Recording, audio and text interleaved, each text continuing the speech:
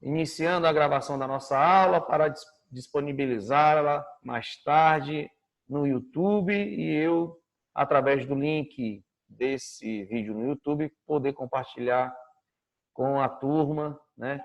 Inclusive com a turma da manhã, caso eles queiram, porque, como eu já conversava com vocês anteriormente, amanhã é feriado em Contagem, mas eu não posso deixar de cumprir aí a obrigação de fornecer a compreensão para os alunos de como a gente entende esse texto da Antígona, como a gente faz esse paralelo com a nossa atualidade e como é que a gente extrai as principais questões jurídicas desse texto, desse livro da Antígona, e como é que a gente, ao interpretar, ao reconhecer essas partes jurídicas do livro, como é que a gente faz essa aplicação para os nossos dias, ok? Todo mundo aí antenado? Agora eu queria conversar com vocês sobre as dúvidas da aula de ontem. Colocar esse brigadeiro no potezinho menor. Como? Código Penal? Ana Paula, Pamela, Guilherme, Jéssica, Bruno, Sérgio, Sálvio.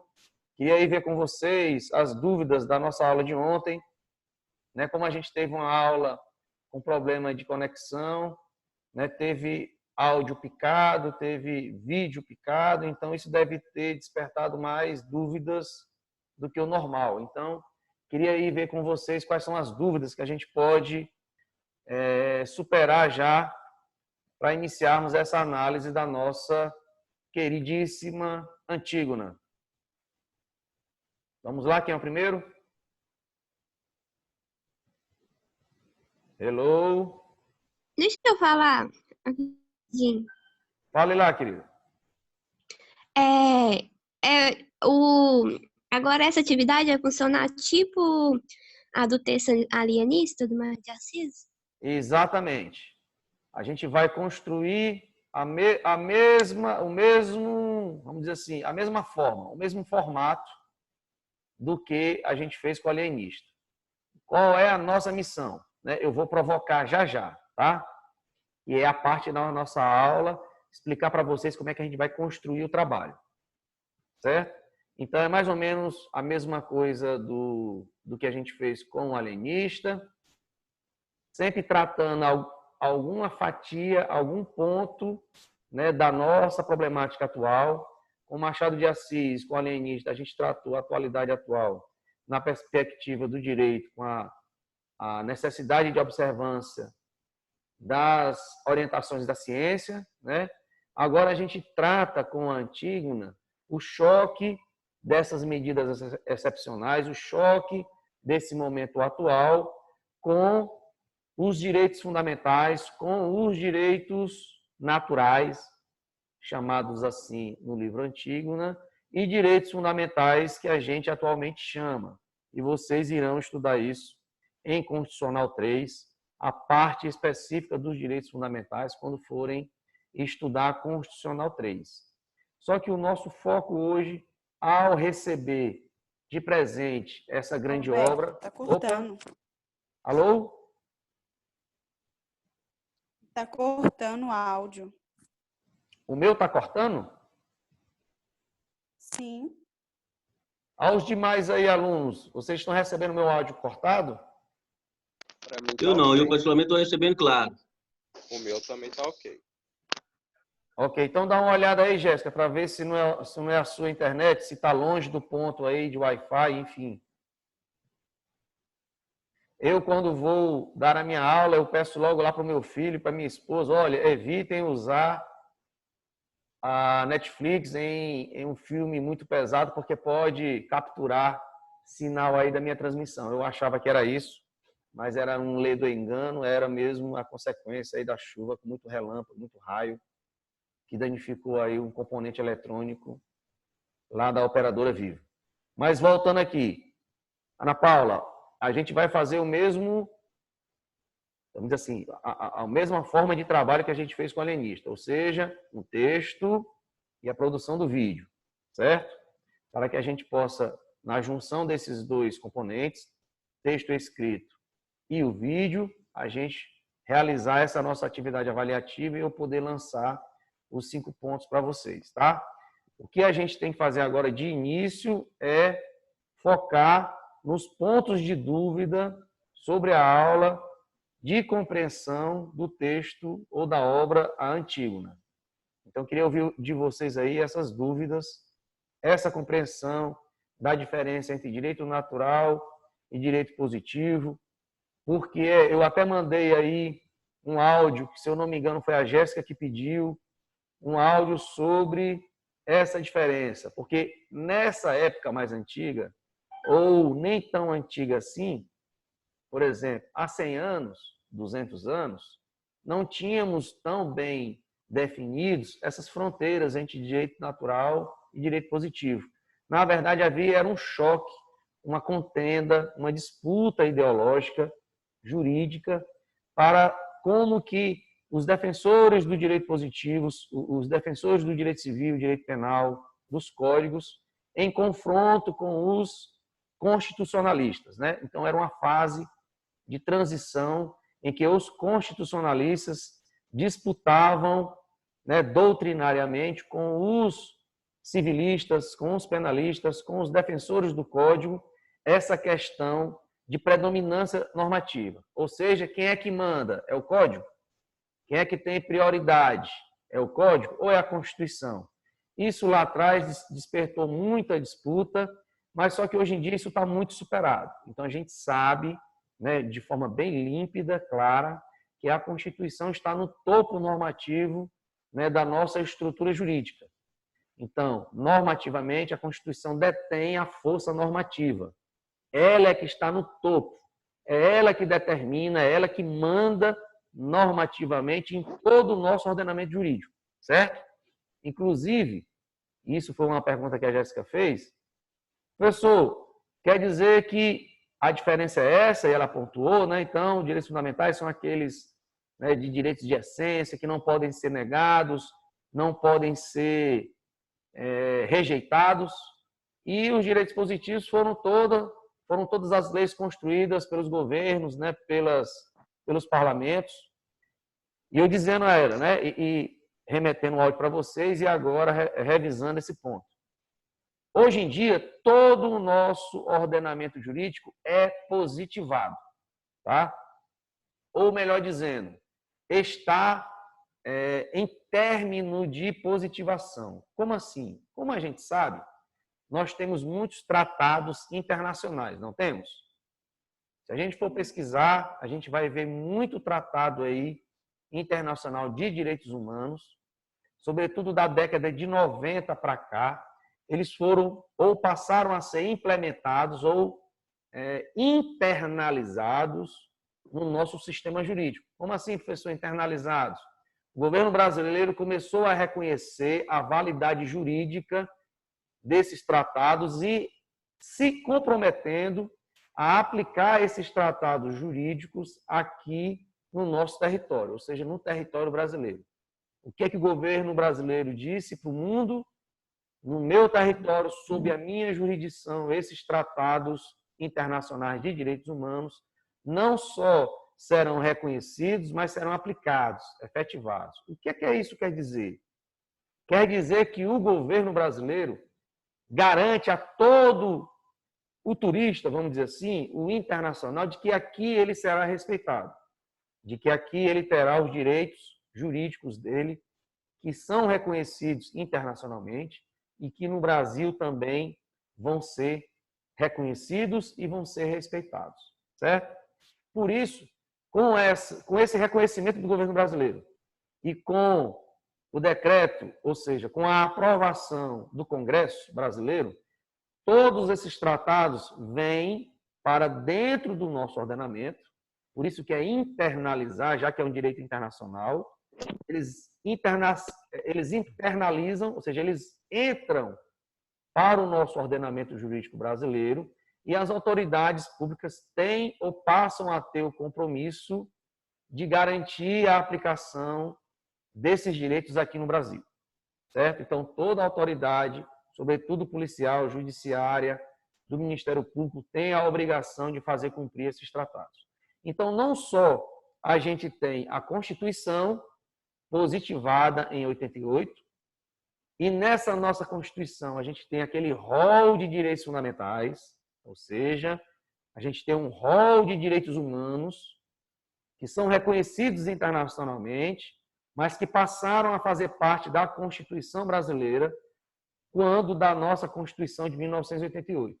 Está lá no nosso artigo 5º, artigo 6º, direitos fundamentais individuais e coletivos, direitos sociais, vão se ampliando, vão se concretizando, na medida em que a gente, através do nosso Congresso, através da presidência do governo federal, passa a ser criadas leis e normas para garantir, de uma vez por todas, ou pelo menos para implementar o mais rápido possível, esses direitos fundamentais que já são reconhecidos internacionalmente há muito tempo.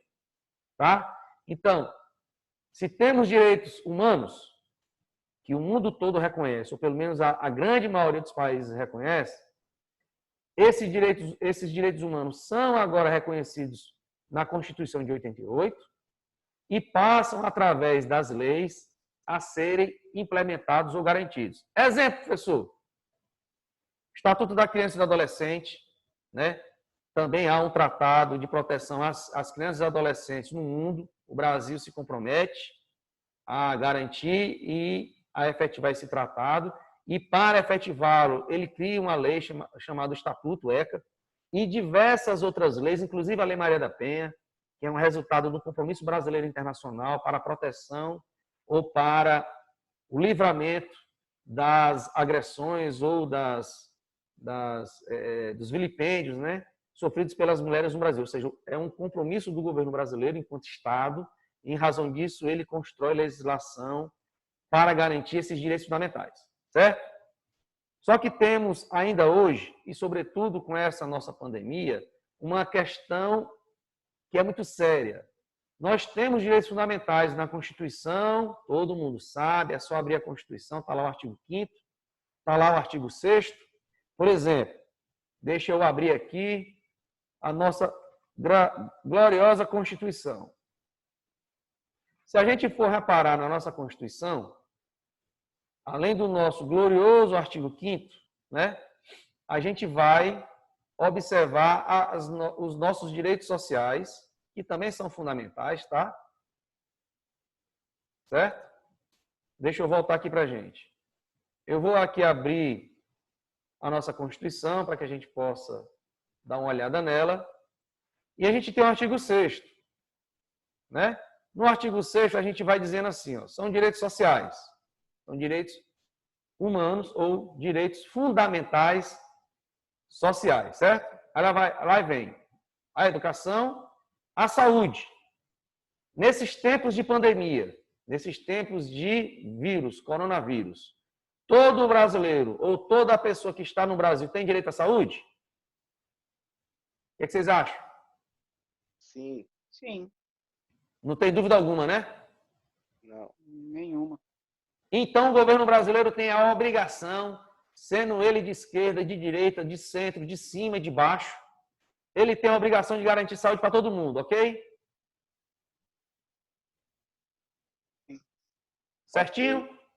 Certinho. Certinho. Então, se faltar leito, como é que faz? Uma pergunta, né? Outra questão. Todo brasileiro, toda pessoa aqui no Brasil, caso esteja em dificuldade, tem direito à alimentação? Tem. Né? Sim. A pergunta que a gente tira daí é, professor, as pessoas não podem morrer de fome, né?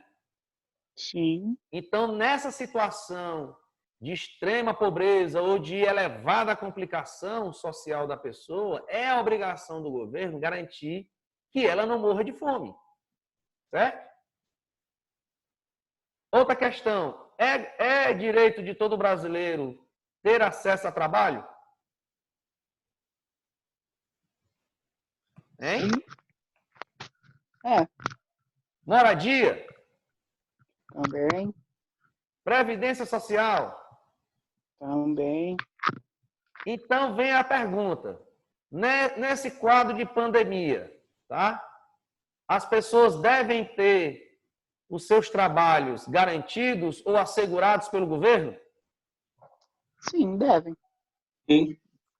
É por isso, é por essa razão a pressão que o governo federal está sofrendo para, mesmo que através de medidas provisórias, garantir o emprego de todo mundo e não só garantir o emprego de todo mundo, né? Apoiar as micro e pequenas empresas, os comerciantes, para que eles mantenham o mercado de trabalho, porque é esse mercado de trabalho que garante o trabalho de todo mundo, o emprego de todo mundo. E em razão de garantir o emprego e o trabalho de todo mundo, eles garantem a renda, ou seja, o salário. O trabalhador tem que ter salário garantido? Tem, porque ele não pode estar sem dinheiro, porque senão ele vai ficar sem alimentação. E ele não pode morrer de fome. Mesmo que ele seja uma pessoa inválida ou com grandes dificuldades para entrar no mercado de trabalho, a gente tem a nossa Previdência Social, que a gente também está vendo aí no noticiário uma série de medidas prevendo não só o Bolsa Família para as pessoas que estão em extrema pobreza, para garantir a alimentação, mas pessoas também com deficiência, pessoas inválidas, pessoas que, por alguma razão, não estão no mercado de trabalho, estão impedidas até, e, em razão disso, merecem do governo uma proteção social. Daí a Previdência. Tá? Beleza? Beleza. Então, Beleza. assim, nós temos vários direitos, porque é que em alguns estados há ação para oferecer moradia social, ou seja, para tirar as pessoas em situação de rua, porque essas pessoas não têm moradia. Se elas não têm moradia, a gente faz uma pergunta. Ué, mas no artigo 6º da nossa Constituição, não garante moradia para todos? Claro, aí você pode até dizer, professor, mas a gente vive em um país que adota a livre iniciativa, que adota o próprio esforço para a manutenção de si. Claro, tanto é que é garantido o trabalho, porque a ideologia constitucional, ou então os fundamentos da Constituição, apontam para uma harmonia dessas garantias sociais com a livre iniciativa. Ou seja, um ambiente público e privado andando juntos para garantir à população dignidade. Se, caso falte a capacidade da pessoa de estar no trabalho ou dela mesma suprir a sua sobrevivência e da sua família, né, entra em jogo a proteção, né, a maternidade, a infância, a assistência aos desamparados, tá? Tudo isso como sendo obrigação do Estado garantir. Ok? Então, se eu tenho todas essas obrigações como incumbência do Estado, não há saída para o governo. Tá? Não é porque seja um governo de direita, de esquerda, de centro, que ele diga que não tem ideologia, que diga que é isso ou que é aquilo. Não interessa. Porque o que interessa é que a nossa Constituição seja efetivada, seja aplicada. E que todos esses direitos sejam garantidos para todos os brasileiros. Nessa harmonia, como a gente vinha falando, de estabelecer essa relação de assistência aos desamparados, tá?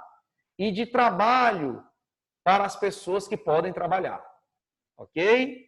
Previdência para as pessoas que já trabalharam e agora vão aproveitar, né, os louros, né, as vantagens desse período de vida de trabalho, para poderem, quando da velhice, quando já não conseguem mais realizar o trabalho que antes ele realizava, quando mais jovem, poderem contar com a Previdência. Então, tudo isso é uma estrutura muito bem montada para garantir que a nossa população ela transite nesses dois ambientes, de proteção social e de plena exercício da atividade privada. Ok? Lucro e assistência, trabalho, garantia de emprego. Tá certo? Até aí, tudo bem? Sim. Sim, sim. Tá. Então, o que é que isso tem a ver com a Antígona?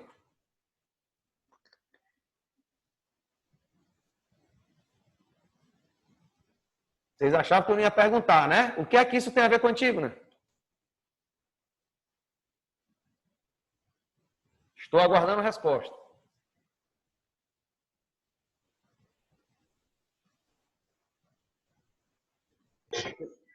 Ô, Roberto, tem a ver na Antígona, o que o rei ou o ditador lá ele fez foi cortar uns dos direitos básicos das pessoas, né, que era mais envolvido com as questões religiosas, né, que é justamente um dos itens, como se fosse um dos itens aí da nossa Constituição. Exatamente, Salvo. Não importa. Aliás, deixa eu começar de uma forma um pouco errada. Não importam as leis que sejam feitas nesse momento excepcional ou nesse momento de extrema, vamos dizer assim, complicação mundial e complicação do nosso país, do nosso estado, da cidade onde a gente mora. O que deve ser observado é que essas leis estão garantindo maximamente possível esses direitos fundamentais. Tá? Deixa eu voltar aqui para a nossa Constituição. Professor, quer dizer que o governo ele não pode tomar medidas ou atitudes que ele queira, não? Olha, o governo ele só pode tomar atitudes se for para efetivar ao máximo a nossa Constituição e, portanto, ao máximo os direitos que essa Constituição traz. Por exemplo, vocês estão vendo essa parte aqui do início da Constituição em Constitucional 1, não estão? Princípios fundamentais, dignidade da pessoa humana. Estão? Sim, sim. Os valores sociais do trabalho e da iniciativa. Estão vendo? Sim. Então, é como eu lhe dizia, eu tenho que, ao mesmo tempo, garantir os valores sociais do trabalho, ou seja, os direitos trabalhistas, o direito a uma renda elevada, pelo menos a uma renda boa, que faz com que o trabalhador possa ter uma vida digna, e, ao mesmo tempo, o Estado deve garantir a livre iniciativa. Ou seja, é a obrigação do Estado realizar essa dupla proteção. Tá? Por isso é que o Estado tem que garantir, nesse período de quarentena, que as empresas não quebrem por falta de funcionamento. Não é porque o empresário não quer funcionar. Não é porque o comerciante, o pequeno empreendedor, ele não quer trabalhar. Ele está proibido de trabalhar. Proibido não em razão de cuidado próprio, que já era um motivo, já seria um motivo, mas em razão de proibição do próprio Estado. O Estado proibiu o exercício, ou melhor dizendo, suspendeu o exercício da sua atividade. Aí vem a pergunta imediata: como é que eu faço com a questão dos meus gastos, com o lucro que eu vou perder? Eu tenho que ter uma contrapartida. Eu tenho que ter a segurança desse meu Estado, uma proteção, para que eu simplesmente não desapareça do mercado ou não desapareça da vida empresarial. A mesma pergunta faz o trabalhador. O meu patrão está com, o meu empregador, né, está com a empresa fechada. Não temos como trabalhar pela proibição do Estado. Se o meu empregador, se o empresário para o qual eu trabalho, né, para quem eu trabalho, não tiver renda, como é que ele vai me pagar? E outra, você pode até perguntar assim: professor, e os trabalhadores que ganham mediante comissão? Se a pessoa não está trabalhando, qual é a comissão que ele vai ter? Então, é justamente aí onde há a obrigação do Estado de agir. Certo? Agir como? Distribuindo a renda que ele tem para comerciantes, pequenos comerciantes, empresários, porque é quem mais vai sofrer, ou em razão disso, quem mais vai precisar, e para os trabalhadores, sobretudo aqueles que ganham menos, porque esses é que vão precisar muito mais do que, por exemplo, trabalhadores que ganham salários altos. Claro que esses também vão sofrer, mas vão sofrer em menor, vamos dizer assim, envergadura. Um funcionário público, vamos supor que ganha 20 mil reais, e um trabalhador que ganha 2 mil, Se esse trabalhador deixar de ganhar os R$ 2.000 dele, ele entra em desespero, porque ele não tem como prover a família e nem a si próprio. Se esse servidor público deixar de ganhar R$ 3.000, com certeza ele vai ganhar menos, mas não vai estar na mesma situação ou daquele pequeno comerciante ou daquele trabalhador que ganha pouco. Então, é justamente aí onde o Estado tem que agir para garantir esses direitos, não só da livre iniciativa, né, mas também os valores sociais do trabalho. Até aí, compreendido? Sim, sim. Sim. Outros objetivos da nossa República é erradicar a pobreza, a marginalização e reduzir a desigualdade social. Nessa nossa situação, o quadro é de ampliação das desigualdades. Se nada for feito, é aumento da pobreza e, portanto, aumento da marginalização. Então, essas são obrigações que o governo não pode permitir. Aliás, essas são situações, aumento da pobreza, aumento da marginalização e aumento das desigualdades sociais, são essas situações que o governo não pode permitir, sob pena de não estar respeitando a Constituição. Certo? Ok? E quando ele for fazer essa ação, ele não pode fazer discriminação. Ele tem que prover o bem de todos. Sem preconceito de origem, sexo, raça, cor, idade, quaisquer outras discriminantes. Mas lembra daquele brocardo ou daquele conceito jurídico de isonomia. A gente tem que atender mais rapidamente e em prioridade aquele que mais precisa. Tá? Para que eu possa estabelecer, se eu tenho uma desigualdade muito acentuada, eu tentar estabelecer pelo menos uma aproximação ou uma diminuição dessa desigualdade. Certo? Então, eu tenho que agir pelo princípio da isonomia, ou seja, pelo princípio da igualdade material, agir prioritariamente para aqueles que mais precisam. Daí a pressão que o governo está sofrendo para garantir aqueles R$ 600 o mais rápido possível, que faça esse pagamento para as pessoas que estão sem renda, para as pessoas que precisam e que liberem créditos para os pequenos comerciantes. Até aí, ok? Ok. E o nosso artigo 5º, né, glorioso, vem trazendo aqui uma série de necessidades ou uma série de obrigações para o governo. Ao mesmo tempo que eu tenho direito, lembra da bilateralidade? Lembram? A característica da norma jurídica, a bilateralidade? Alô?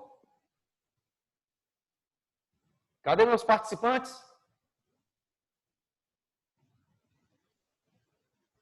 Vamos lá, gente.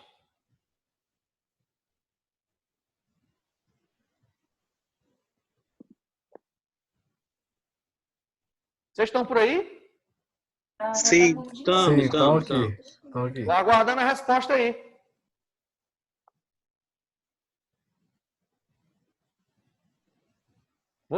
Uai, ninguém está ouvindo, não? Ouvindo sim, não tem a resposta. Também, ouvindo. Também. A gente tá só. Tá todo mundo Vocês não ouvindo. estavam ouvindo, não, viu? Não está ouvindo, não tem O igual meu- o Gustavo falou, não tem a resposta. Claro que tem. Eu perguntei o seguinte: vocês lembram do conceito da bilateralidade? Ou sim ou não?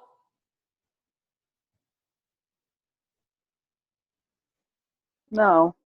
Pronto, olha aí. Vocês estão ouvindo, né? Eu Então, se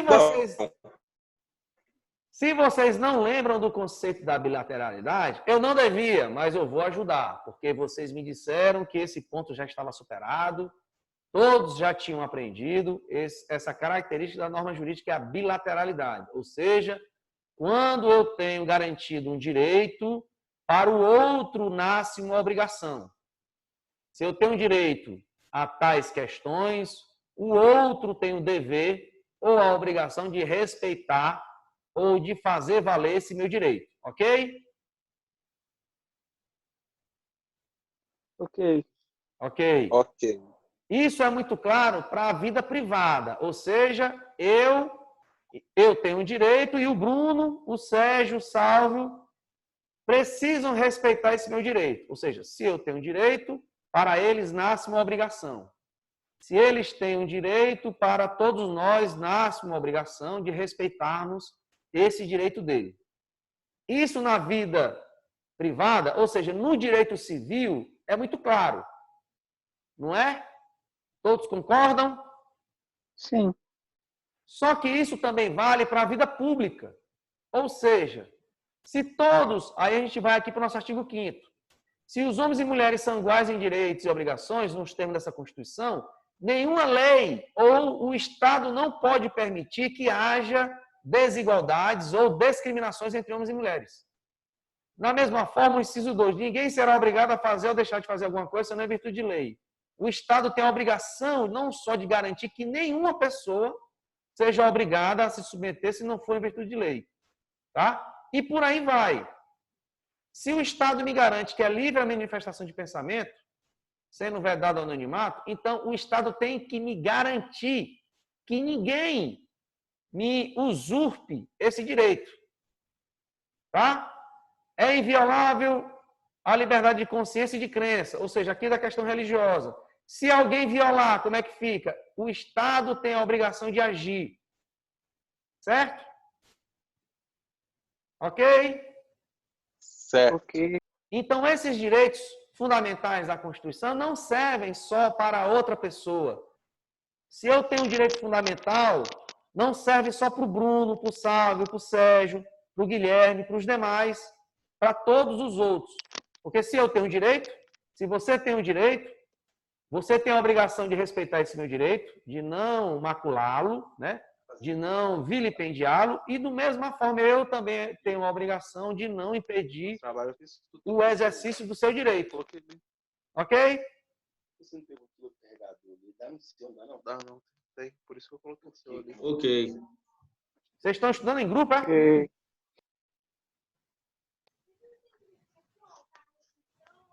Sara, a Cleusa, a Inara, não ouvi a voz delas ainda. Minha internet tá horrível, mal tô ouvindo a sua, pessoal. Ok. Tá, então me ajuda aí quando for possível, tá? Ok. Vamos lá dando prosseguimento. Então é muito claro, gente, que essa relação de bilateralidade não se insere apenas na nossa vida privada, entre nós, por exemplo, entre a população, entre ou na vida civil. Isso não é só questão de direito civil, é também de direito penal. E mais ainda, é caso também de política pública. Como assim, professor, política pública? São as políticas adotadas pelo governo. São as ações adotadas pelo governo. Toda ação que qualquer governo for implementar, ele tem a obrigação de seguir esses direitos. Não apenas de respeitar esses direitos, mas de efetivar, de garantir, de implementar esses direitos. Daí, sendo governo de qualquer partido que seja, todos eles vão ser obrigados a governarem observando esses direitos. Até aí, tudo bem? Tudo certo aí, Bruno? Tá se engasgando, senhor? Sim. Você tossiu, foi? Não, é o cabo aqui que soltou do microfone. Muito bem. Muito bem. Então é o seguinte, essa questão constitucional da bilateralidade do direito, impondo obrigações à população, a terceiros, aos indivíduos, e também impondo obrigação ao Estado, isso aí está claro? Sim. Sim. Está claro, né? Então vamos aqui a fatos reais, tá? Consultando o nosso noticiário. Vamos lá. STF dá 48 horas para Bolsonaro explicar ações do governo contra a crise.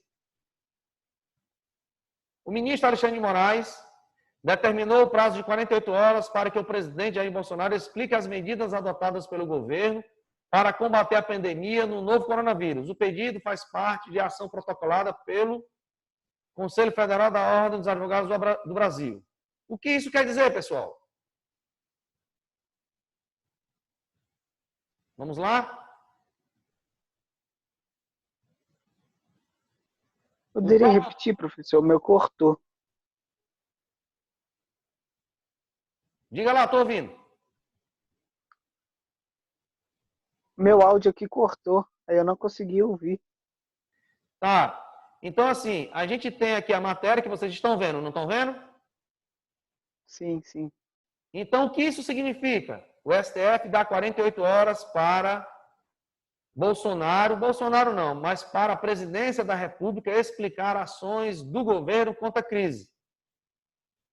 Quando fala presidência da República, é ele, em razão de ser o presidente, que representa ou que, né, dá nome a essa instituição.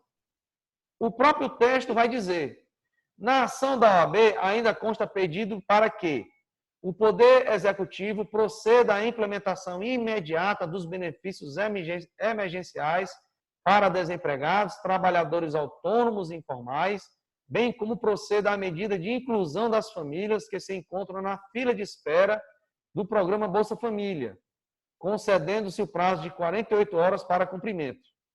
Ou seja, os pedidos que a OAB vai realizar são justamente aqueles constantes da Constituição. Está claro isso para vocês? Sim. Então não é nada demais. Não é porque é o governo esse ou aquele.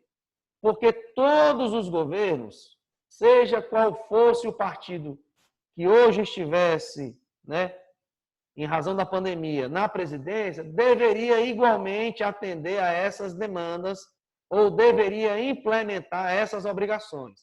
Quais obrigações?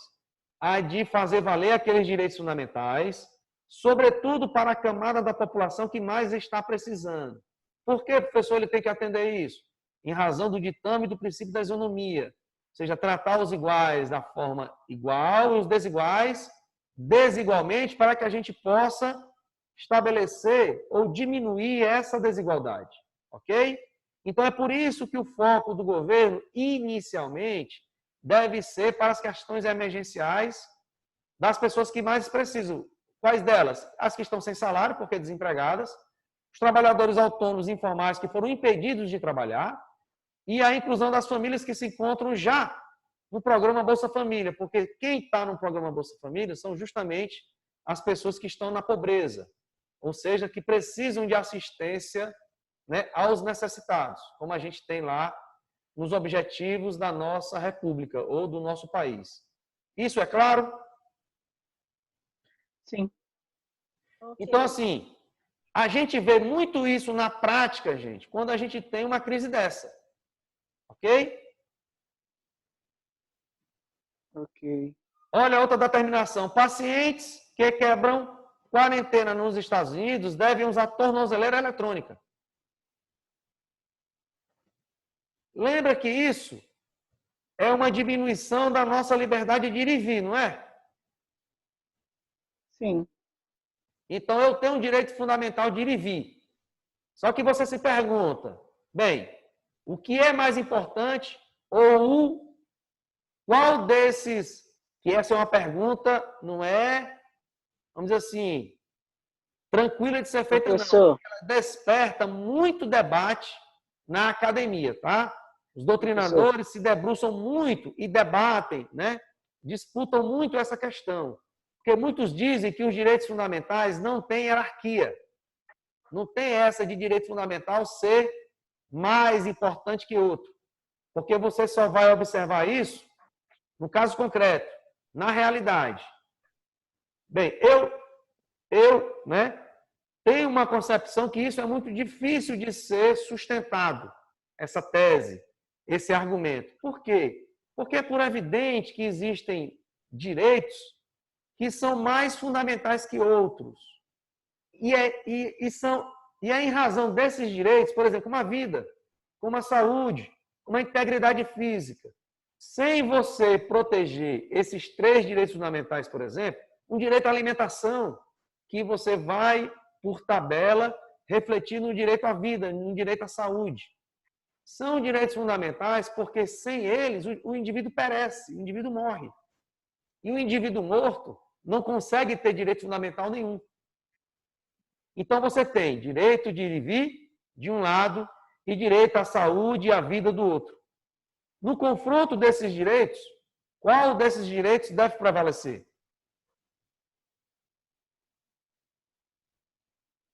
O que é que vocês acham? Direito Aí à vai vida. sim, mas aí vai do momento da crise, não? Oi? Do momento da crise, igual a gente está na pandemia. Sim, E nessa pandemia, no momento atual, o que é mais importante é a saúde das pessoas. exato. Então, o senhor acabou de falar a palavra, eu esqueci. Nesse choque ou nesse conflito entre direitos fundamentais, qual deles deve Isso. prevalecer? Isso. Aí, então, vamos supor que acontece mais para frente o mesmo caso. Vai bater de frente novamente, porque a vida sempre vai ser maior do que qualquer outra outra medida ou algo do tipo. Exatamente. Tá? Por exemplo, olha esse caso aqui, né? O presidente das Filipinas autoriza policiais a matar quem violar a quarentena. Ou seja, uma medida de grande extremidade, né? Ô, professor, Ah, poderia classificar essas medidas como medidas emergenciais, tipo medidas protetivas para o bem comum? exatamente. Só que você tem uma gradação, ou seja, você tem uma proporção na adoção dessas medidas.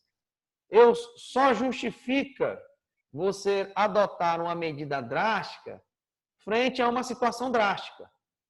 Sim. Lembra da legítima defesa. Eu só consigo justificar a legítima defesa, ou seja, até a morte de outra pessoa, se eu conseguir justificar que essa outra pessoa que eu matei tinha ações para me matar, ações reais. Nesse caso de extrema necessidade, né, ou que justifica uma extrema reação, é porque a pessoa que viria me exterminar também está agindo de forma extrema, tá? Uma forma extrema e uma forma injusta contra a minha vida. Seria em razão disso que me autorizaria uma ação também extremada, tá? Sim. Olha o que o presidente fala aqui. Está ficando cada vez pior. Por isso, eu aviso vocês para a seriedade do problema e vocês devem ouvir. Não hesitarei. As minhas ordens para a polícia e para os militares são que, se houver problemas e se houver uma ocasião em que tenham de ripostar e as suas vidas estejam em perigo, os matem a tiros. Você entendeu? Mortos ao invés de causar problemas. Vão enterrar vocês. Ou seja, é uma declaração extrema. Eu não sei qual é a realidade que eles estão passando lá, mas a gente entende uma reação extrema como se fosse algo de guerra civil ou de ações de extrema violência que devem ser repelidas nessa questão extremada, né, ao máximo, por uma atitude de extrema força pelo Estado. Tá? Ok? Uhum. Vamos prosseguindo aqui. Outra pergunta. Essas questões que o senhor está abordando, ela pode entrar na parte da dogmática, onde aplica a lei que existe, que são essas medidas protetivas? Assim, o que a gente está debatendo aqui é a concordância das ações do governo frente à situação extrema. Tá? Então, quem aplica a lei não é no momento quem está aplicando a lei não é o governo? Exatamente. Sempre foi, né? Sempre foi. Mas agora eles estão aplicando de uma forma mais rápida, né? Então, eles têm que aplicar a medida que chegue mais rápido na população para o bem comum. Sim? o governo sempre tem a obrigação de aplicar a lei da forma mais efetiva possível. O que está havendo hoje é uma construção normativa, ou seja, uma construção de novas leis que buscam atender, que buscam garantir a população nesse momento de extrema, vamos dizer assim, excepcionalidade. Então, o governo deve responder à população para garantir ou continuar garantindo os direitos que temos, o direito que a população tem, tá? Como é que ele garante isso frente a essa quarentena, a essa pandemia? Ele tem que agir. Mas a gente sabe que o poder público ele só pode fazer aquilo que a lei determina, não é assim? Isso. Então, se ele só pode agir conforme a lei determina, então ele tem que ter lei. Por isso, o parlamento e o governo estão produzindo novas leis com muita rapidez, porque eu tenho que resolver essa questão hoje. E para eu resolver, eu preciso de lei, porque eu só posso agir mediante determinação legal. Para que eu possa agir nessa situação, eu preciso construir uma nova lei, para que essa nova lei possa prever essas situações e que possa permitir ao governo, permitir ao agente público agir de forma precisa nessas situações. Daí essa pressão toda que o governo está sofrendo ou que está sentindo para agir o mais rápido possível. E não são só as entidades, os órgãos que estão pressionando o governo, a população está pressionando, os empresários, os pequenos comerciantes, as pessoas que estão com o seu emprego ameaçado, as pessoas que já foram até demitidas, as pessoas que estão com problema salarial, todo mundo está esperando do governo ação precisa para garantir o seu bem-estar, para resguardar a sua dignidade. Então, o governo tem que agir. A pergunta, isso aí ninguém tem dúvida, tá? A pergunta que a gente está fazendo com o auxílio do livro A Antígona é a observância dessas novas leis, dessas novas produções legais, tá? Se elas estão sendo construídas para garantir, né, esses direitos fundamentais da população, dos empresários, dos trabalhadores, dos comerciantes, dos autônomos, dos informais, das famílias em necessidade, das que precisam de assistência, enfim, de todo mundo que, frente a essas ordens do governo de quarentena, sofreram redução da sua condição, da sua dignidade econômica, da sua garantia ou do seu bem-estar social, e se essa população vai receber do governo essas ações como garantia para melhorar a sua vida. A pergunta é essa. Porque eu estou precisando, tá? Vamos supor, eu preciso que o governo haja. O governo disse que fez uma lei. O governo disse que agiu desse jeito. Aí a pergunta é, será que agiu mesmo? Será que eu estou recebendo? Será que os comerciantes estão sendo amparados? Será que as pessoas que perderam o emprego estão tendo garantia de renda para manter a dignidade das suas famílias ou dele mesmo? Então, isso tem que ser investigado. Como é que se investiga isso? As instituições vão fiscalizar. O Judiciário, o Ministério Público e outras instituições, como a OAB, que têm prerrogativa de entrarem no Judiciário para fiscalizar o que o governo está fazendo. E mais do que todos eles, cabe ao Parlamento fiscalizar o Executivo para saber se o Executivo está cumprindo aquela lei que o Parlamento criou de forma correta. Certo? Compreendido até aí? Vamos lá? Compreendido?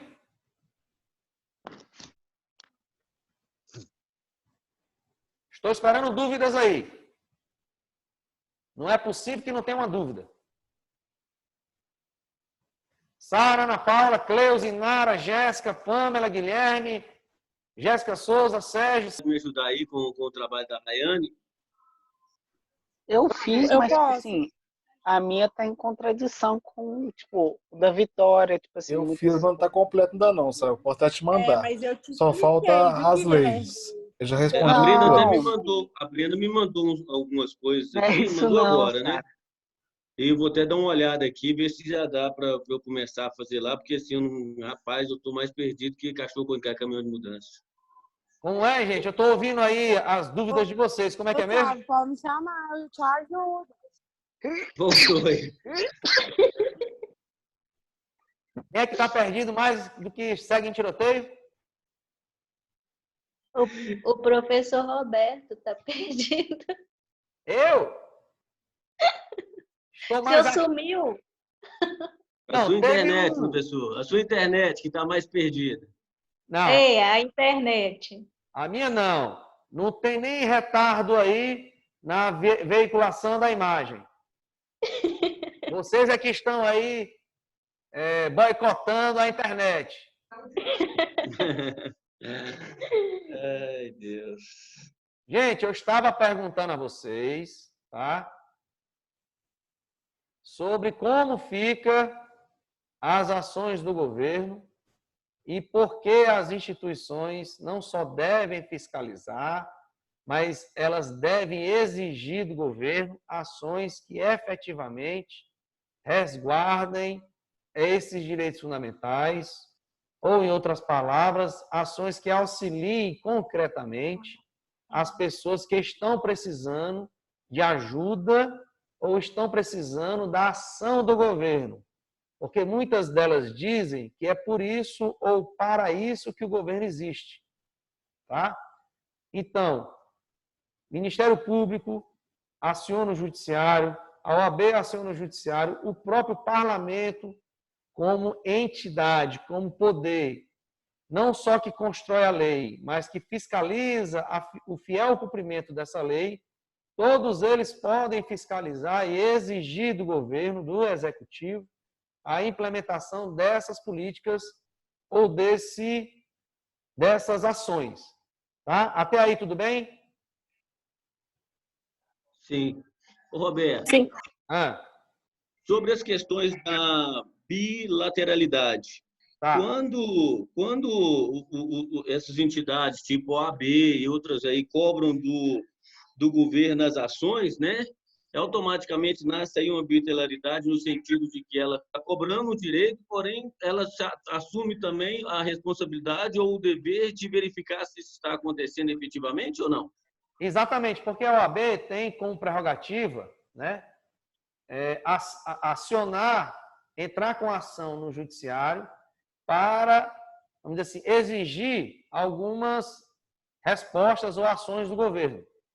Como fiscal, vamos dizer assim, na implementação da democracia, da cidadania, dos direitos fundamentais, ela pode suscitar, ou seja, ela pode entrar com ação questionando como fez, né? E o Supremo abriu a palavra ao governo para que o governo diga de fato quais são as ações que estão sendo feitas, né? E se as ações constantes nas leis que o Congresso já aprovou, se elas estão sendo efetivamente aplicadas. Tá? Por que tudo isso? Porque querem saber se esses direitos fundamentais estão sendo resguardados, protegidos ou implementados pelo governo. Até aí, tudo bem? Pamela e Nara. A Pamela e Nara nunca falam. A Ana Paula já falou. A Sara. Tudo bem aí, gente? Eu falo.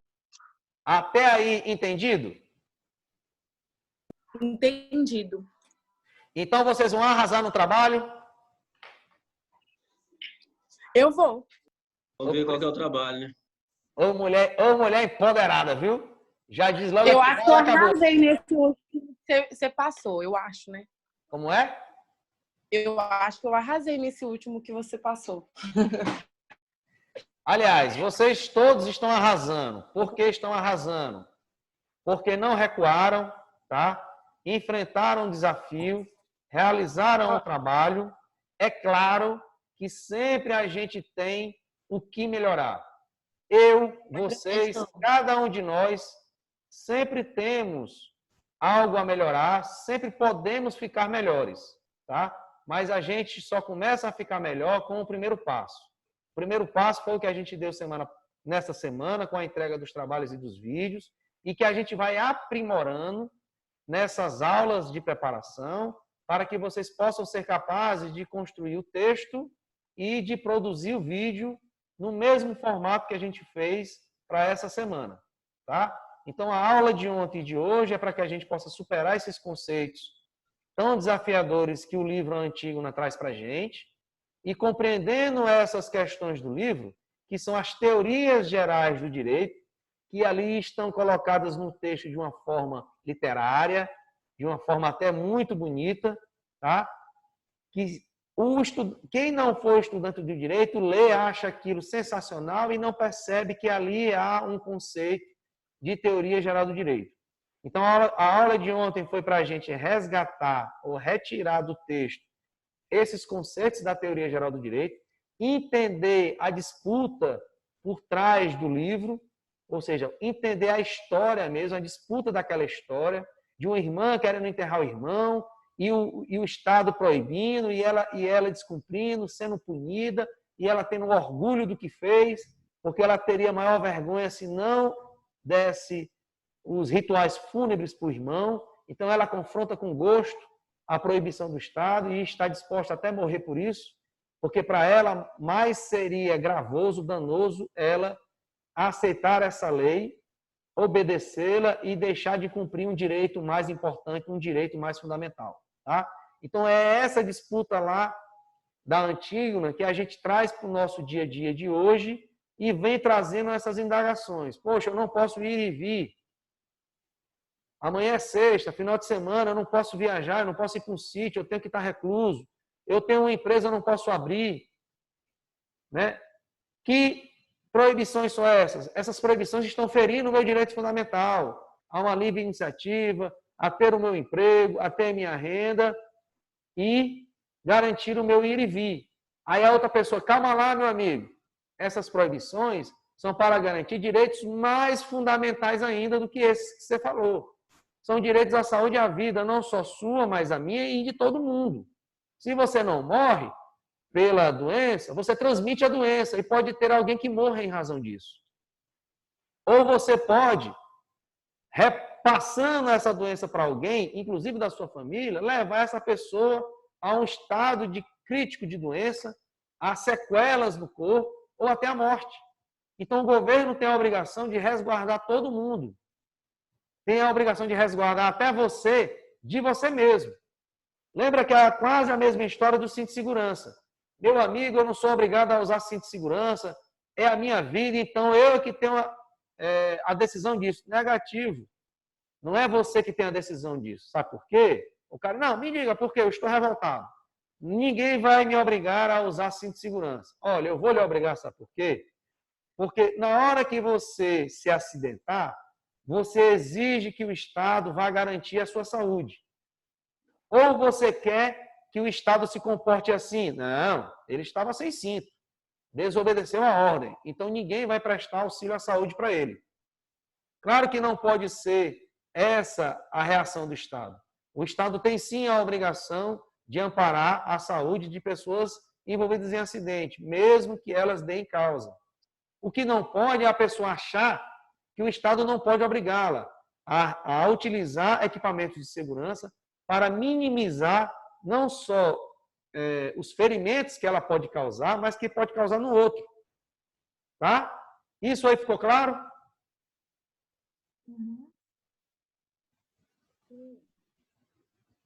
Sim, ficou, Roberto. Beleza. Então, assim, vamos aqui para uma notícia assim, meio trágica, tá? Não é essa aqui, mas é trágica também, mas não é essa. O Reino Unido tem mais de 569 mortes por coronavírus e bate seu recorde diário, ou seja, 569 mortes por dia pelo coronavírus, né? E a gente está falando de um país super desenvolvido, que é o Reino Unido, ok? Então, tem condições, tem dinheiro para combater esse problema.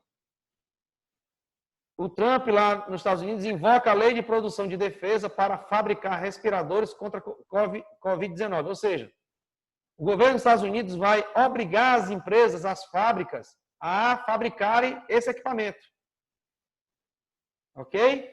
Não, professor, e a livre iniciativa? A livre iniciativa é importantíssima, mas em tempos de crise, o que vale são a saúde, o que vale são a saúde e a vida das pessoas. Então, eu vou obrigar a fábrica a fazer uma atividade que ela não faz. Quem vai obrigar? O Estado. O empresário vai ser obrigado, sob pena de haver uma intervenção na sua fábrica. Compreendido até aí? Uhum. Por que isso? Por que esse desespero? Ora, porque a cidade de Nova York, no estado de Nova York, só tem respiradores para mais 6 dias. E se chegar a 6 dias e não tiver mais respiradores, o que é que vai acontecer? Bem, muito simples. O que vai acontecer são pessoas morrendo sem terem atendimento. Por quê? Porque não tem respirador. E aquela pessoa vai ficar onde? Bem, vai ficar no corredor, infelizmente vai morrer, porque ela não vai conseguir respirar e vai morrer com insuficiência respiratória. Não, mas isso é um absurdo. Bem, é por isso que, frente a esse absurdo, o Estado lá vai impor às fábricas a fabricarem respiradores. Porque o que não pode acontecer é que pessoas fiquem sem o atendimento básico de saúde, que é o recebimento desse respirador para garantir a manutenção da sua vida. Ok? Ok. Outro caso. Diga lá. Ok. Tá. Outro caso que foi tratado no nosso debate hoje com o subprocurador-geral da República, o doutor Bigonha. Eu coloquei aí no nosso grupo, eu não sei se alguém participou, mas uma das questões foi essa. Qual? Né? A Covid-19 pode gerar novo genocídio na Amazônia, alertam representantes indígenas. Se o Estado não amparar, né, a saúde das populações indígenas, o vírus vai contaminar, né, essas populações indígenas, esses povos indígenas. Como eles não vão ter o auxílio à saúde, vai morrer todo mundo. Todo mundo que eu digo assim, todos aqueles que estiverem em situação mais grave. Porque não vão ter atendimento de saúde, não vão ter profissionais da saúde para atendê-los. Ok? Ok. Olha um fato curioso também. Prefeitura faz campanha em cemitério na Bahia. Fique em casa. Ele pitou no muro, né? Não queremos você aqui. Vocês viram essa? Essa foi boa. É uma alternativa para que você passe uma mensagem muito clara, porque as pessoas estão achando que isso é pouco importante, que isso não vai acontecer ou que não vai acontecer com ela. Ora, estão morrendo aos milhares. Só na Grã-Bretanha morrem 569 por dia. Lá que é uma potência econômica. Nos Estados Unidos, a maior potência econômica, os caras estão desesperados, mandando as fábricas fabricarem respirador, porque a população que está contaminada é muito alta. Os hospitais não estão dando conta. O povo desocupou, inclusive, um porta-aviões militar. Por quê? Porque pessoas lá dentro contaminaram-se e eles tiveram que evacuar um porta-aviões militar. Compreende a situação? Uhum. Agora, o que é mais trágico? Deixa eu ver se eu resgato aqui essa notícia do porta-aviões, né? Mas se vocês colocarem aí, se vocês colocarem no Google, vocês vão ver essa notícia. A Espanha concentra quase 20% das mortes por coronavírus em todo o mundo. As pessoas estão nos corredores, porque o direito fundamental à saúde está difícil de ser efetivado pelos governos. Certo? Então, são mais de 10.069 vítimas. São 51 mil mortes decorrentes do vírus, segundo o levantamento da universidade. Tá? São 950 mortes registradas entre ontem e hoje, como recorde na Espanha. Certo? Aí, olha essa notícia trágica, que é a notícia que eu quero chamar a atenção de vocês. Tá? Da incapacidade do Estado ou do país de realizar a busca pelos mortos. ou de realizar o enterro dos mortos em um determinado local ou em determinado país. Essa notícia é o seguinte, o que choca, né? Equador tem dificuldades para recolher corpos em casas e em ruas. O que isso quer dizer? A pessoa está morrendo em casa e a família, com medo de pegar a doença ou de se contaminar de alguma forma, coloca o corpo na rua. Estão acompanhando aí? Sim, professor. Sim. A matéria diz assim, o Equador tem enfrentado problemas com o serviço funerário por causa da Covid-19, doença provocada, tal. Especialmente com o recolhimento de corpos das pessoas que morreram em casa ou nas ruas. Apenas na cidade de Guayaquil, a Polícia Nacional informou que foram mais de 300 cadáveres recolhidos entre os dias 23 e 30, segundo dados publicados. No primeiro dia de levantamento, foram 2 corpos. No último, o número já chegava a 55, num prazo de 48 horas. Mas o dado mais alarmante divulgado pelas autoridades era o de corpos que ainda estavam dentro dos domicílios da cidade à espera de transporte. Seriam 111 corpos. Ou seja, como é que a gente reage, ou como é que os governos devem reagir a uma tragicidade dessa? Aí é justamente onde nós entramos, tá? Com a nossa pesquisa. Estão ouvindo aí? Uhum. Sim. Então é o seguinte, como devemos realizar o trabalho? Tá? Nós temos diversos cenários, certo? O cenário mais preocupante, que é retratado na Antígona, a Antígona trata do direito de velar e de enterrar os mortos, não é isso? Isso. Né? A gente está tendo notícia que países estão com dificuldade de enterrar ou de recolher das ruas e das casas os seus mortos. Aí você pergunta, professor, como ficaria a dignidade do morto? Ou como ficaria o direito das famílias de realizarem um enterro, um velório, um enterro digno? O Estado não deveria garantir isso? Deveria. Né? E se esse Estado não garante, o que deve ser feito? Ou melhor, como eu analisaria isso? Como é que eu iria construir meu texto? Né? Primeiro, o nosso texto, que é a Antígona, ela traz várias complicações quanto à disputa entre direitos naturais, que a gente pode chamar, entre parênteses, né, direitos fundamentais, e o direito positivo, né, como sendo as leis criadas, né, decretadas pelos parlamentos, pelos governos, naquela época lá, pelos reis. Naquela época já havia esse choque, tá? Entre direito natural e direito positivo criado pelo rei. Ora, se existia naquela época esse confronto, claro, certamente que isso também acontece hoje. Tá? Então, as leis que estão sendo criadas pelo parlamento, né, pelos governos, estão sendo adequadas?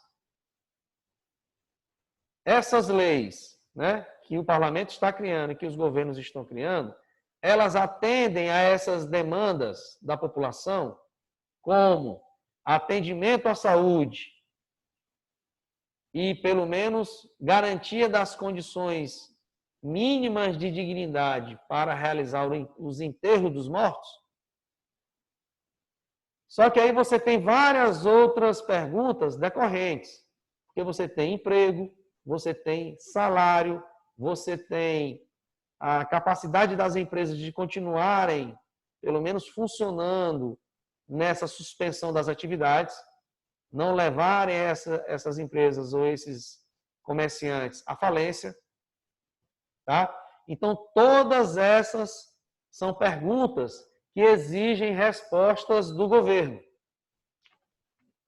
Quando eu digo governo, é porque eu já pressuponho que o parlamento já editou, já decretou ou já aprovou leis.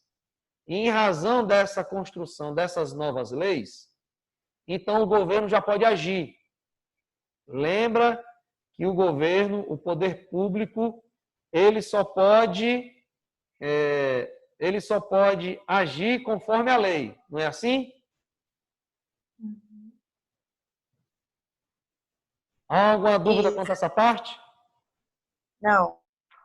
Então, se o governo só pode agir mediante lei, então ele tem que criar lei para essa situação atual. Se a lei está criada, o que é que falta para ser implementada? Então, é por isso que o governo está sendo pressionado, porque todos querem que o governo aplique e efetive essas leis o mais rápido possível. Se é para repassar essa quantidade, né, esses benefícios à população, que essa quantidade, que esse dinheiro, que esses valores cheguem o mais rápido possível às mãos da população. Ok? Ok. Então, como é que vocês construiriam o texto de vocês?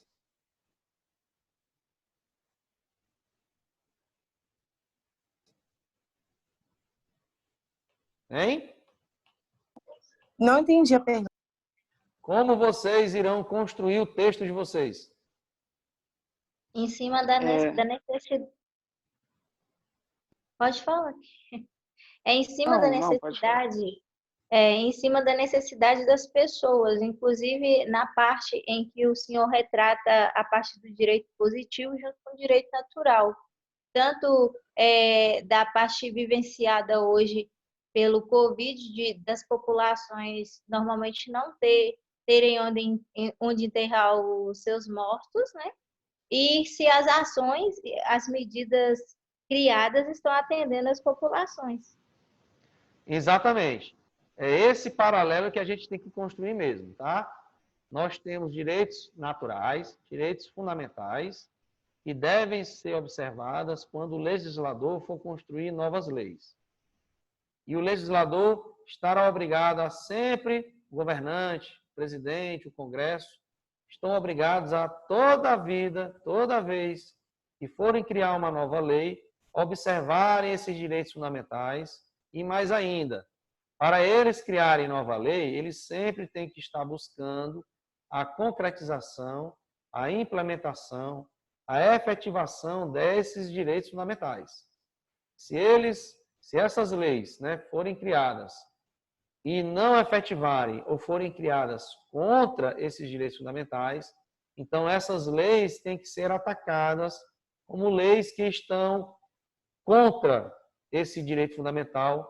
Essas leis estariam contra a própria Constituição, então essas leis estariam em desacordo a essa necessidade, desacordo com relação a essa necessidade de implementação dos direitos fundamentais.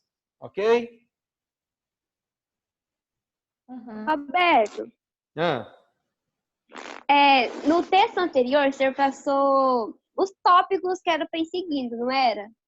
Isso. E ajudou eu muito. Aqueles tópicos me ajudou a ter ideia, sabe? Aí teria como para fazer novamente. Eu não entendi essa parte final. Fazer novamente para esse texto os tópicos, as coisas, entendeu? Ou não? Você fala os tópicos lá do nosso material? Isso! É porque no texto alienista, aí tinha... o senhor passou para nós as etapas. 4 coisas para colocar. Mas o nosso material está acessível lá, ué. Está aqui, ó. É o mesmo material que a gente trabalha em sala. Não seria esse? Sim, não, é porque, tipo, o senhor escreveu no celular, bonitinho. Lembra, não? Você passou, tipo, meio que pra gente seguir o enredo. O senhor fez instrução de seguir do que precisava ter e o que não precisava, assim. Mas você falou, por exemplo, igual tem uma parte lá que você fala, eu lembro porque eu usei isso. Negócio de coercibilidade do direito, tipo assim, você vai fazendo uns tópicos, sabe? Você fez os Isso tópicos dos mesmo. paralelos, o que é para usar em relação à Covid junto com o texto alienista. Você fez um tópico, 2 tópicos, baseado no que o senhor queria no texto. Uai, mas faz uns 10, 15 minutos que eu estou falando a mesma coisa. Mas você vai anotar para nós, né? Como é? Só que o senhor falou e anotou e mandou no grupo. Ficou mais fácil de criar o texto e fazer o vídeo. Ah, muito bem. Quer dizer que para vocês é mais fácil escrever do que falar? Com certeza. Ah, então daqui para frente eu posso... Não, professor, não, mentira. Os dois é difícil. É mentira. Não tem mais jeito. Quer dizer que é mais fácil... retira. É mais fácil eu passar um texto para vocês lerem que vocês compreendem melhor do que eu estar explicando. Lógico que não, pois o senhor explicando, eu já falei que eu adoro a sua explicação. Então, o senhor explicando é bom que abre as mentes em relação a algumas palavras. Só que na hora de escrever, que vai ser muito importante no nosso curso, assim como o conversar, fica mais fácil também. As duas partes, por mim, tanto faz. Tanto o escrito como a conversação, não vejo problema nenhum. Mas para mim, as duas coisas, que você escuta e se tem uma explicação. Na hora que está anotado, Sim. você entende. Isso sim, verdade. Os dois é importante, é nesse sentido que eu estou falando, os dois são importantes. Agora, se o professor tirar um dos dois... os dois é importante, professor, pronto. Não, senhor, eu estou tirando onda. Eu estou tirando onda, senhor, eu sei que é importante.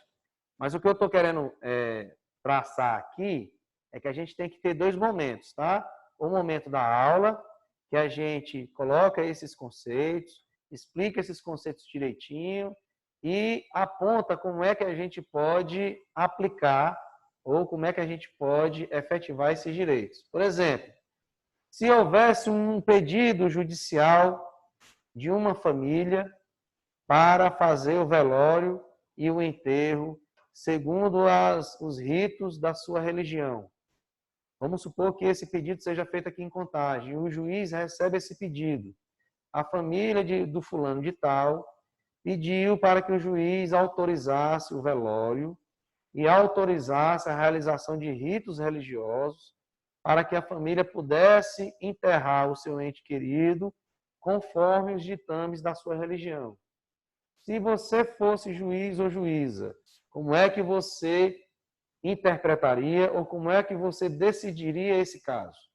Só que assim, para você decidir, você tem que fundamentar. Então, como é que você fundamentaria a sua decisão frente a um caso assim? Diante de tantos casos devido à pandemia, eu olharia o lado religioso da família, mas olharia as questões das outras famílias também, porque não é só uma, são vários casos. A gente teria que ver o bem comum para todos, né? Então, esse bem, esse direito, né, o bem comum para todos, é mais importante do que o direito religioso da família de sepultar conforme os ritos religiosos? Sim. Ótima pergunta. Porque a partir do momento que você pode colocar, por exemplo, em risco, não é essa a palavra certa, mas a saúde do outro, sim. A verdade. Ótimo. Ô, professor. O direito do outro, por exemplo, a saúde. Você... Não é aquilo que você fala, o direito começa quando o do outro termina? Ou quando o meu direito começa? Exatamente. Só que a dificuldade aí reside porque você está tratando com 2 direitos fundamentais e 2 direitos de muita importância. E é o direito ao exercício da religião, da sua confissão, e para que você seja livre para realizar ou para proceder aos ritos da sua religião, você tem que receber do Estado essa garantia, essa proteção de que esses ritos vão ser não só protegidos, mas garantidos pelo Estado. E, por outro lado, você vai ter uma necessidade do Estado de fazer quarentena para resguardar a saúde e a vida das pessoas. Então, você tem um choque de direitos fundamentais aí. O direito à vida, tá? E o direito à liberdade de crença, liberdade de religião. Entenderam? Sim. Então, é esse o desafio que a Antígona vai iniciar para a gente e ela vai nos, vamos dizer assim, vai fortalecer o nosso argumento para que a gente possa decidir casos atuais. E é muito provável que casos desse tipo aconteçam mais cedo ou mais tarde.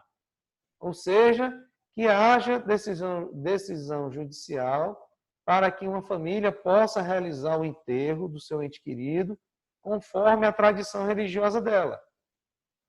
E um juiz vai se deparar com um pedido desse. Aí você vai me dizer o quê? O juiz deve fundamentar que deve proteger, deve negar esse pedido e usando a justificativa de a liberdade religiosa não pode prosperar frente a casos de saúde pública em que haja necessidade de manutenção da quarentena e, em razão disso, medidas sanitárias sejam adotadas, impedindo velórios e realizando os enterros de forma sumária? Seria assim que o juiz deveria fundamentar? Ou ele deveria dar razão à família e garantir o exercício da crença, o exercício da religião e, portanto, permitir que a família faça o velório e faça os ritos fúnebres? Essas são as dificuldades que a gente enfrenta, que a gente vai enfrentar, e que países já estão enfrentando em uma situação mais, vamos dizer assim, dramática, que é o simples fato de não conseguir recolher os mortos das ruas. As pessoas simplesmente estão mortas lá, sobre o chão, estendidas no meio da rua, cobertas com pano, e as pessoas estão lá mortas. Como o Estado deve proceder? Como deve agir frente a essa situação caótica? Então, assim, isso já é realidade em um país. Como está sendo isso em outros países? A gente sabe muito bem que tem corpos, né, aguardando liberação para a sepultura dentro de caminhão frigorífico. A gente tem imagens, por exemplo, no Jornal Nacional, quando faz aquela cobertura internacional, de que corpos nos Estados Unidos estão sendo levados por empilhadeiras, como se fossem mercadorias. Eles são levados para dentro de caminhões frigoríficos. Ou seja, a pessoa nem dentro do caixão está. Compreende a situação? Sim. Parece que a internet, nesses últimos minutos, está ficando ruim, né? Sim, é verdade. Tá picotando. Tá ficando lento, tá picotando. Tá, então assim, eu acho que a nossa aula de hoje já deu conta desse nosso desafio de superar algumas dúvidas, de acertar aí a estrutura, né? Lembrando que é como se fosse um trabalho de metodologia que a Cida está repassando para vocês, não é? Verdade. O trabalho tem que ter uma estrutura determinada, ou seja, tem que ter um formato determinado, e é por isso que vocês estão dizendo da importância daquele esquema que eu fiz com 3 ou 4 perguntas para que vocês possam responder em auxílio à construção do texto. Certo? Sim. Então, assim, vamos agora para a parte final, para que a gente possa encerrar o vídeo. Eu vou disponibilizar o vídeo no YouTube, para que vocês possam ter acesso a eles, sobretudo aos alunos aí que não estão acompanhando as aulas. Isso está me preocupando muito, porque isso não é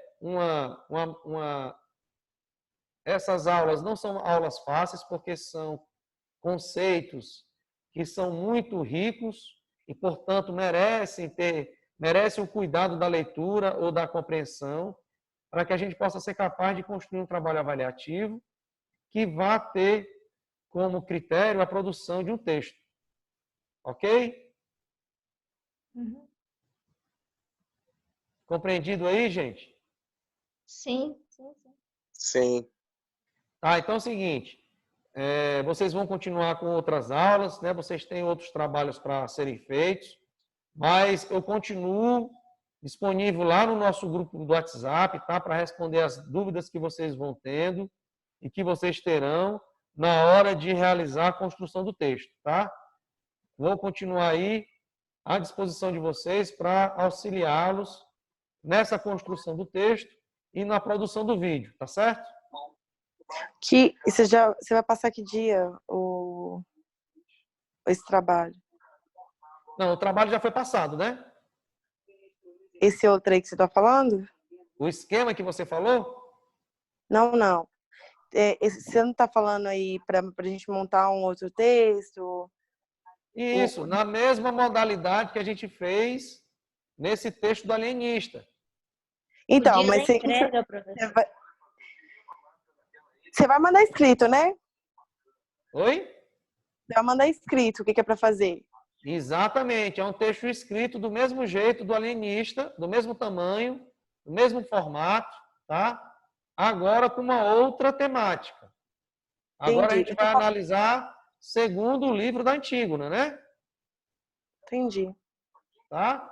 Depois que a gente então... construir o texto, a gente é capaz de construir o vídeo. Tá, e você vai mandar lá depois pra gente, né? No grupo bonitinho, pros outros alunos, né? Com a data de entrega. Não, a data da entrega eu já falei no começo da aula. A data da entrega Mas é até a próxima... professor, não lembro não. Ó, a data da entrega é até a próxima aula, ou seja, até quarta-noite que vem. Misericórdia. Tá muito, né? Não, tá lindo. Ah, é, né? Tá vendo como eu sou camarada, Su? Eu entendo as complicações de vocês. Claro, né? Eu já fui aluno também. E o que a gente quer é que vocês consigam produzir da melhor forma possível, tá? Ok? Nossa, tá bom. Ok. Então, pronto. Amanhã eu passo um texto para vocês, daquelas perguntas, do mesmo jeito que eu fiz lá, com o texto do alienista, tá bom? Tá bom. Então, vamos encerrando por aqui a nossa aula. Obrigado aí pela participação de todos. Ana Paula, Sara, Inara, Cleusa, Jéssica, Sérgio Castro, Bruno Gomes, Pamela, Jéssica Souza. Então, boa noite aí para vocês. Tenham uma ótima aula aí, depois do intervalo para tomar a água e ir ao banheiro, enfim. Tudo de bom e vamos mantendo contato aí pelo WhatsApp para a gente fazer uma produção do mais alto nível. Alô, obrigado. Boa noite. Boa noite, tudo de bom aí. Tchau.